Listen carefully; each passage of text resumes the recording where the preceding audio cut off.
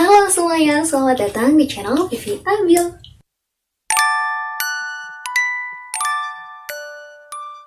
Di video kali ini, aku mau menjawab sekaligus membahas beberapa pertanyaan dari kalian yang ada di kolom komentar. Juga ada beberapa DM yang masuk ke Instagram aku tentang jalur SPAN PTKIN.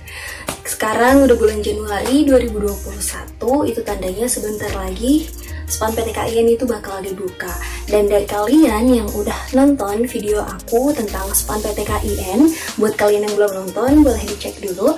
Di situ aku udah menjelaskan tentang SPAN PTKIN, tapi tetap ada beberapa pertanyaan dari kalian yang ini wajib untuk dibahas di sini biar kalian lebih paham dan mulai dari sekarang harus mempersiapkan apa aja. Pertanyaan pertama. Kak, biasanya pengumuman mulai dibuka pendaftaran SPAN PTKIN 2021 itu di mana ya? Kalau dulu aku waktu ada pendaftaran SPAN PTKIN, karena aku di pondok pesantren dan aku nggak pegang sosial media, jadi yang pasti dari pihak madrasah ya, dari pihak sekolah ngasih tahu ke siswa, ke muridnya, ke kami kalau ayo daftar SPAN PTKIN, kalian ke laboratorium, bergiliran, ngisi data, selesai kayak gitu. Tapi karena sekarang kebanyakan masih online ya sekolahnya, jadi agak sulit untuk komunikasi dari sekolah. Jadi kalian bisa cek sendiri di laman resminya SPAN PTKIN, itu span-ptkin.ac.id, atau juga ada Instagramnya. Tinggal ketik aja di keyword pencarian di explore itu SPAN, nanti keluar 3 teratas ya, 3 teratas itu punyanya SPAN gitu. Atau juga ada YouTube-nya. YouTube-nya itu ya ketik aja SPAN, pasti keluar gitu. Yang official dari SPAN PTKIN pasti muncul di pencarian paling atas. Tapi emang sampai sekarang belum dibuka, belum dibuka pendaftarannya. Yang kedua juga emang belum ada pengumuman kapan SPAN PTKIN 2021 itu bakal dibuka, itu belum ada.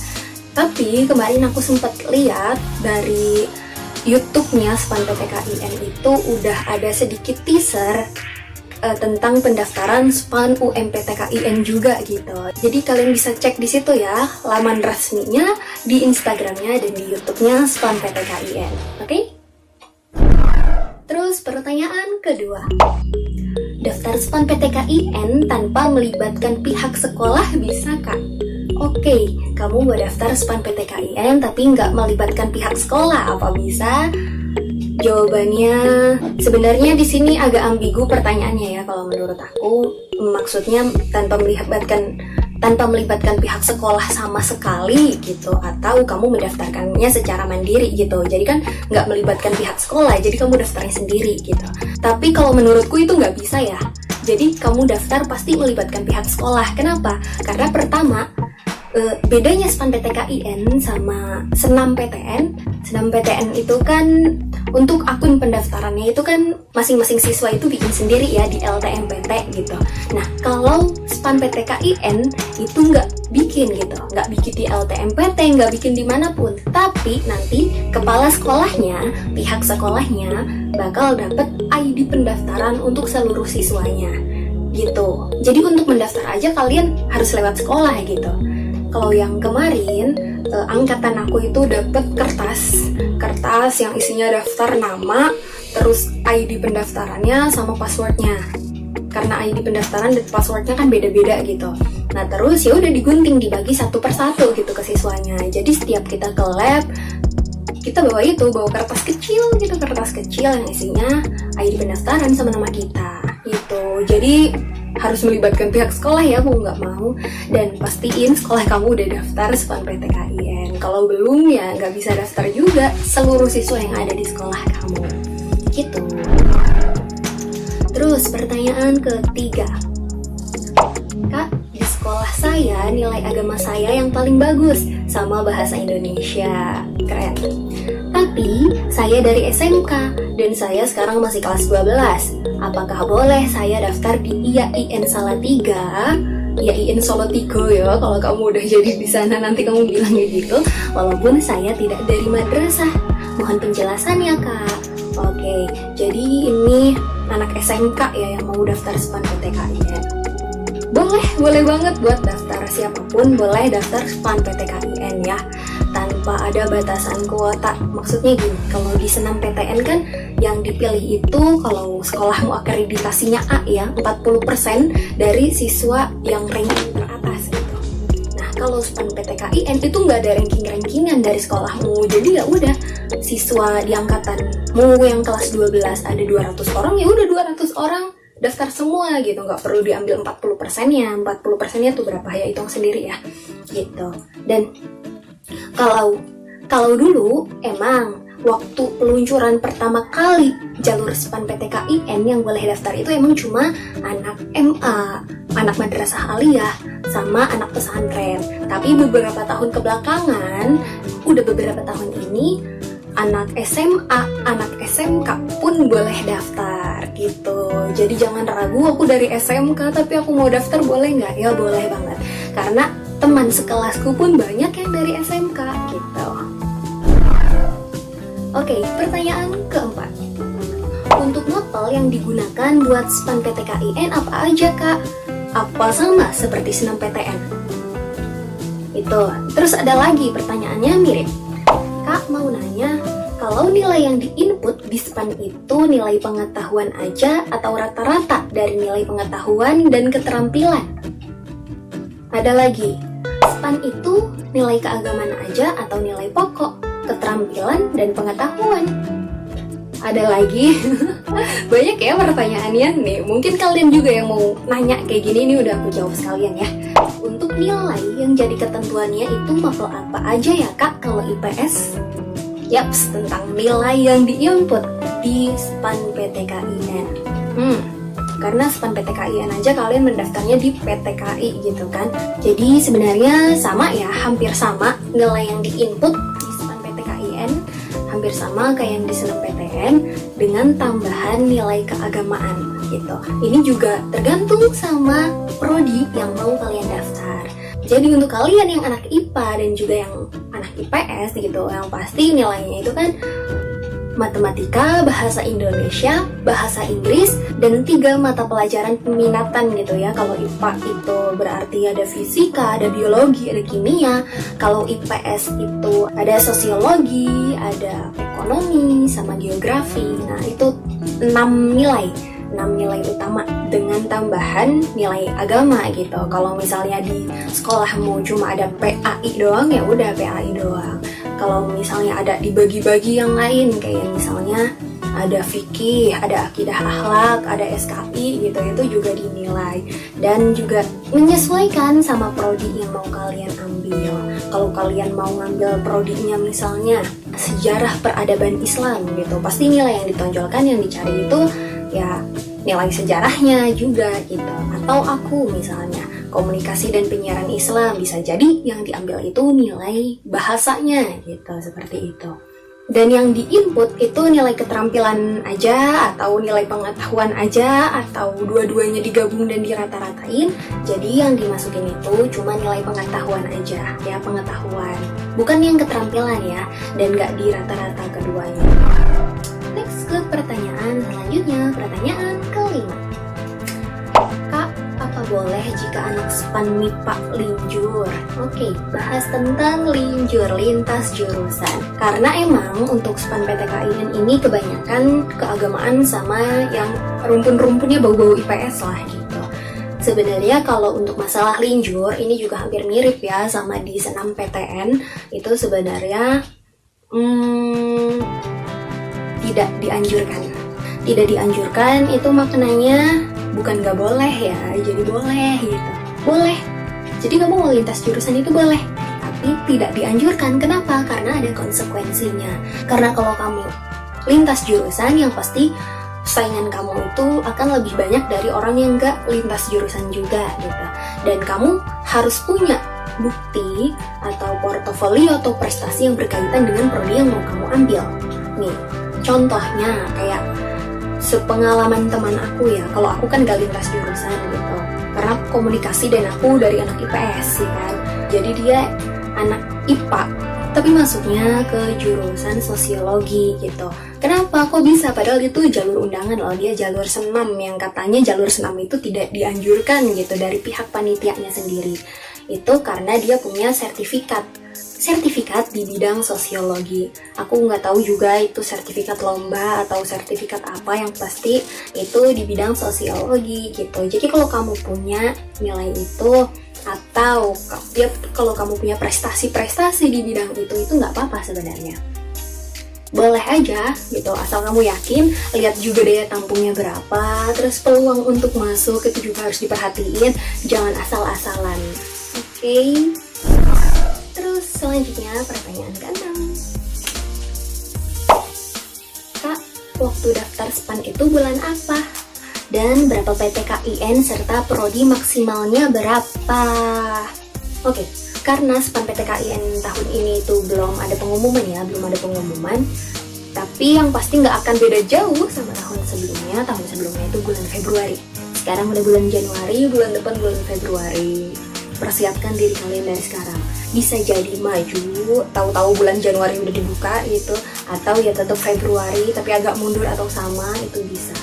Kemarin sih Februari sampai agak akhir kalau nggak salah ya gitu. Dan berapa PTKIN serta prodi maksimalnya.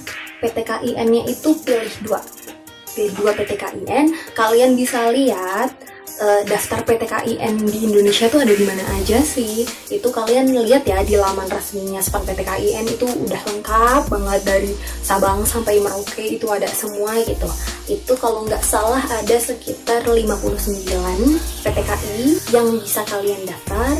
Terus untuk prodi maksimalnya 4. Bukan maksimal 4, memang harus pilih 4 gitu, nggak boleh kurang, nggak boleh lebih.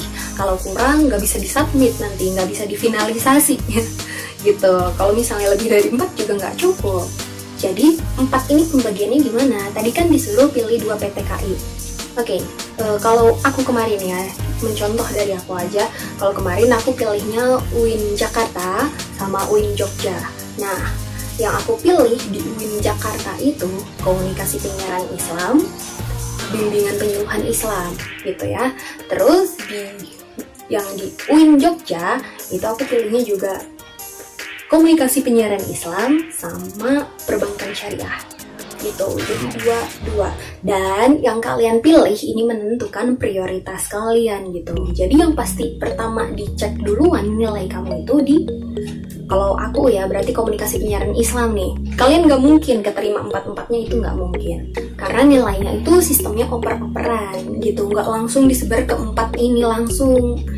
Jadi nilaiku yang pertama dimasukin ke komunikasi penyiaran Islam, dan alhamdulillah ternyata aku lolos. Jadi nilaiku nggak dioper ketiga ini, ya udah cukup di sini, berhenti, selesai gitu. Tapi kalau misalnya kemarin gak lolos di pilihan pertama, yang pasti dioper ke kedua enggak ya ketiga gitu. Paham ya? Oke. Selanjutnya, pertanyaan ke-7. Selain nilai dan prestasi, butuh apa lagi? Oke, yang diinput ya ketika SPAN PTKIN. Karena ini agak susah untuk diingat gitu ya, aku harap kalian catat, dan aku bakal kasih catatan di sini juga, tinggal kalian screenshot aja ya. Jadi, sekalian kita bahas alur pendaftarannya ya, biar kalian juga ingat, oh di bagian sini isi ini, bagian ini isi ini. Jadi yang pertama itu kalian harus login siswa. Yaps, login siswa. Nanti kalian masuk di lamannya SPAN PTKIN, cari login siswa, terus nanti masuk di situ.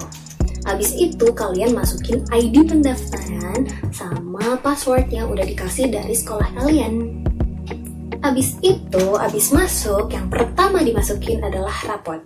Dan di bagian sini itu biasanya udah diisi sama sekolah raportnya. Jadi kalian tinggal lihat aja nilainya itu udah bener belum sama di raport fisik kalian. Karena kalau salah itu nanti malah akan menyusahkan kalian ketika kalian lulus. Bisa jadi ditolak, dibatalkan gitu. Kalian udah keterima gara-gara raportnya salah, akhirnya ditolak. Sayang banget kan? dan sebagainya gitu. Nanti akan berbuntut panjang di belakang. Jadi harus dicocokin saat itu juga.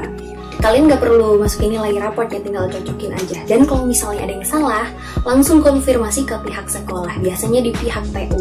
Karena kemarin aku juga ada yang salah gitu, ketukar walaupun cuma beda 1 digit. Itu tetap harus dibenerin.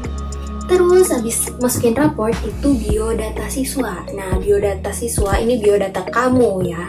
Itu yang pertama ada tanggal lahir. Ini kelihatannya sepele ya, tanggal lahir iya kalian pasti ingat, tapi biasanya salah masukin. Ini sampai yang udah lulus pun temen-temenku masih banyak yang salah tanggal lahirnya. Ini sepele tapi nggak boleh disepelein. Tanggal lahir harus benar.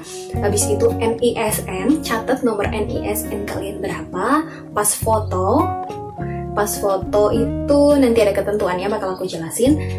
Terus nomor telepon dan email. Nah, nomor telepon dan email ini kalau bisa ya punya kalian pribadi juga yang masih aktif, biar enak dihubunginnya. Karena nanti pengumumannya, kelanjutannya itu masuknya di email kalian gitu. Kalau misalnya email temen lupa password, kan bakal repot kalau kayak gitu ya. Oke, ini tentang ketentuan pas fotonya. Jadi pas fotonya itu harus ukuran 4x6 cm. Ya 4x6 cm ya, seukuran foto pas foto biasa ya, jangan 4x6 meter, itu jadinya banner nanti. Terus bagian latar. Nah, latarnya itu nggak boleh kayak gini. Ini kan bermotif ya, jadi kalian harus di latar yang polos. Biasanya latarnya warna merah atau warna biru, tapi di warna lain juga sebenarnya nggak apa-apa, karena kemarin aku latarnya warna putih gitu, jadi di tembok putih. Terus format file fotonya. Format file fotonya itu harus JPG, JPEG atau PNG. Jangan sampai format foto kamu itu malah jadi PDF, nanti nggak bakal bisa dimasukin. Terus orientasi foto. Jadi orientasi fotonya harus vertikal atau portrait. Jadi harus kayak gini ya. Fotonya kamu gini, nggak boleh kayak gini. Paham lah ya. Terus badan dan kepala itu tegap sejajar sama kameranya gitu. Jadi nggak boleh gini fotonya, nggak boleh gini, pokoknya harus ya udah kayak pas foto biasa aja gitu. Karena banyak kejadian di tahun kemarin yang fotonya asal-asalan. Ada yang fotonya selfie, ada yang foto sama kucingnya, ada yang foto ya macam-macam gitu. Itu jadi ini fotonya harus foto resmi gitu ya, nggak boleh yang aneh kayak gitu. Jangan, please jangan kayak gitu. Foto sebentar bisa lah ya gitu kan. Foto di HP aja juga bisa kok, nanti ya tinggal cari tembok yang putih gitu. Terus tidak boleh ada bagian kepala yang tertutup atau terpotong. Jadi misalnya nih aku pakai kacamata kan, tapi ketika foto aku lepas dulu kacamatanya ya gitu. Terus setelah kalian isi biodata siswa, habis itu biodata orang tua. Nah, di sini beberapa kadang ada yang masih suka lupa gitu ya. Ada yang lupa tentang orang tuanya gitu. Misalnya nama lengkapnya, terus habis itu pendidikannya, pendidikan terakhirnya, pekerjaannya sebagai apa, dan penghasilan orang tua. Tuh, pastiin. Jadi tanya dulu penghasilan orang tua berapa sih gitu. Gitu ya, itu. Cukup 4 itu aja sih, ayah dan ibu gitu ya. Terus habis itu setelah kalian isi biodata orang tua, yang diisi kemudian itu prodi. Tadi udah aku jelasin ya, prodinya harus pilih berapa? Pilih 4. Habis itu prestasi. Nah, ini selain nilai, karena ini adalah ajang untuk seleksi portofolio, seleksi hanya berdasarkan nilai, berdasarkan pengalaman, berdasarkan prestasi kalian di masa lalu gitu ya. Ini kan nggak ada tes tulis, nggak ada tes apa. Jadi di sini masukin prestasi terbaik kalian. Dan maksimal cuma bisa masukin 3. Kak, tapi aku itu dulu aktif banget orangnya. Sertifikatku tuh sampai puluhan, masa cuma masukin 3? Ya emang cuma bisa masukin 3 gitu. Jadi pilih, jadi dari sekarang dipilih prestasi terbaik kamu yang mana. Dan ini minimal itu tingkat kabupaten atau kota ya. Jadi kalau misalnya ada yang sertifikatnya misalnya, aku pernah nih di tingkat nasional, oke, aku pernah nih di tingkat internasional, keren. Itu masukin aja gitu, cari yang terbaik dari portofolio yang kalian punya yang ada gitu. Kalau misalnya nggak punya gimana kak? Nggak apa-apa gitu. Karena juga ada beberapa kok yang nggak punya itu tetap bisa lolos gitu. Ini pinter-pinteran kamu milih jurusan, pinter-pinteran kamu memanfaatkan peluang sebenarnya kalau jalur kayak gini. Dan nanti bukti prestasinya itu nggak boleh lebih dari 1 megabyte. Kalau lebih dari itu nggak bisa dimasukin. Dan oh ya, aku tadi lupa bilang ya, kalau pas fotonya itu maksimal biasanya antara 300 KB atau 500 KB. Nah, cara ngecilinnya gimana? Itu gampang banget, itu banyak banget sekarang cara buat ngecilin size foto gitu ya. Kalau biasanya aku pakai aplikasi namanya Lead Photo gitu. Ini aplikasinya nggak makan memori, juga gampang dipakai. Atau kalau kalian nggak mau install, kalian bisa cari aja di web gitu. Kompres foto, nanti tuh keluar banyak banget. Kalian pasti bisa cara pakainya, tinggal cari aja ya. Terus kalau kalian udah masukin prestasi, habis itu finalisasi. Nah, jadi pasti ini ya, sebelum kalian finalisasi, sebelum diklik itu kalian harus scroll ulang ke belakang, scroll ulang ke atas. Yang tadi kalian udah isi, raportnya udah bener, oke.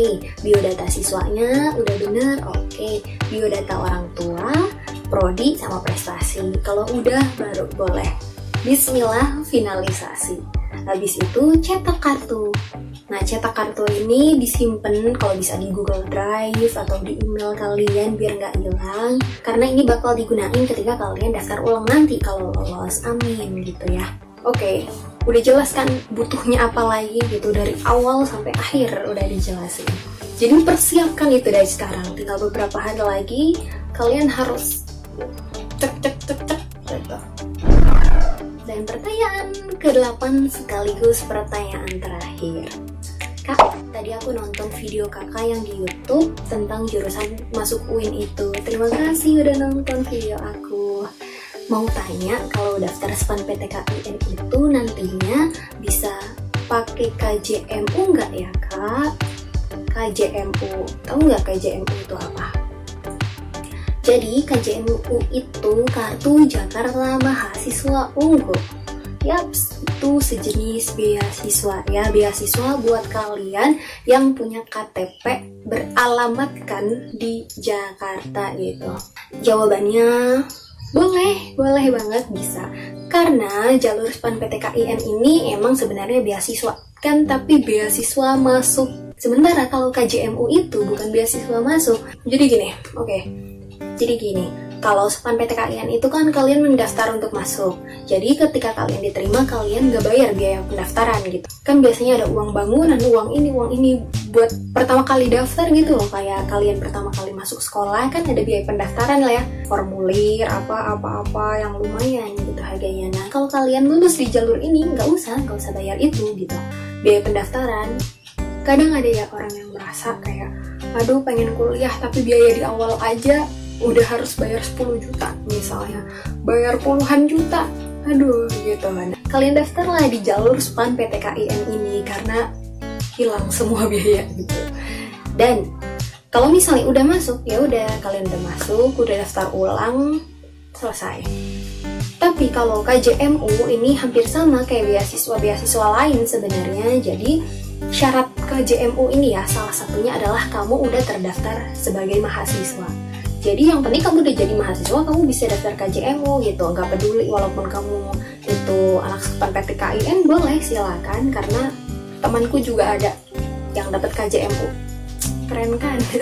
padahal masih mahasiswa baru gitu kan. Kalau aku, KTP-ku bukan KTP Jakarta, jadi ya sayang nggak bisa daftar KJMU. Tapi masih banyak beasiswa lain buat kalian yang nggak anak Jakarta ya. Ada beasiswa bank, banyak banget ya bank. Beasiswa Bank Indonesia, beasiswa BCA misalnya, Mandiri, apa-apa banyak banget gitu. Bank kan banyak ya, dan mereka itu juga mengeluarkan beasiswa untuk mahasiswa. Juga ada beasiswa daerah, kamu daerah mana, biasanya ada beasiswa perusahaan, beasiswa ini itu banyak banget gitu. Kalian tinggal rajin cari aja ya kalau masalah beasiswa gitu. Banyak banget, cuma emang informasinya ada gitu. Jadi kalian harus pintar mengulik beasiswa. Oke, aku harap ini semua pertanyaan kalian udah kejawab. Semisal masih ada yang belum jelas atau masih ada yang pengen ditanyakan, nggak usah ragu buat diskusi sama aku. Semoga videonya bermanfaat dan jangan lupa di like, di komen, dan di subscribe ya buat kalian yang belum subscribe. Semangat berjuang. Yuk bangun, udah 2021. Nggak gitu. Ya ampun. Jadi nanti kalian harus scroll lagi ke atas gitu ya. Ya Allah, anak kecil. Kayak gini ya tantangan kalau bikin video, suara ayam, suara bocah main, dan motor.